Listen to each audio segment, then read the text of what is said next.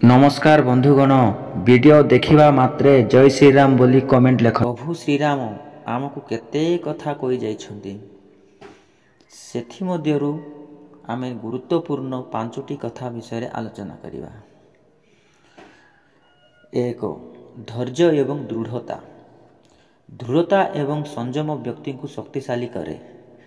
आपण जेतेबेले असुविधा सह मुहांमुही हुअन्ति सेतेबेले धैर्य धरन्तु एवं आपणक पथरे दृढ़ रुहन्तु।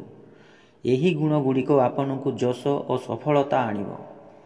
2, धर्म पालन करन्तु। धर्म एक मार्ग जहाँ आपणक निज आत्मार शांति एवं आनंद मिलाउछि। धर्म माने केवल अनुष्ठान करिबा नुहे बरं यह आपणक जीवनर प्रत्येक क्षेत्र में धैर्य दया एवं सत्य आचरण करिबा हेउछि।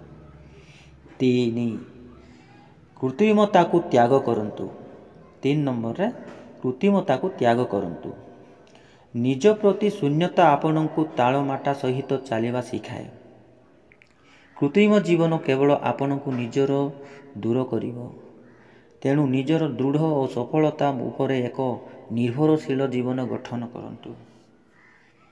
4, आदर्श एवं विश्वास रे अटल रुहन्तु। श्रीरामंक जीवनर मुख्य सूत्र हेउची आदर्श रे अटल रहिबा। आपणक जीवनर जेकोसी क्षेत्र में आदर्श और सत्य रखिबा अत्यावश्यक। 5, संपर्कर सम्मान करन्तु। जीवन रे संपर्क गुड़िक अत्यंत मूल्यवान। आपण जेते एक सुस्थ संपर्क गढ़ा को शिखती आपणक जीवन एवं परिस्थिति तत्ते सुदृढ़ और सफलतापूर्ण हेब।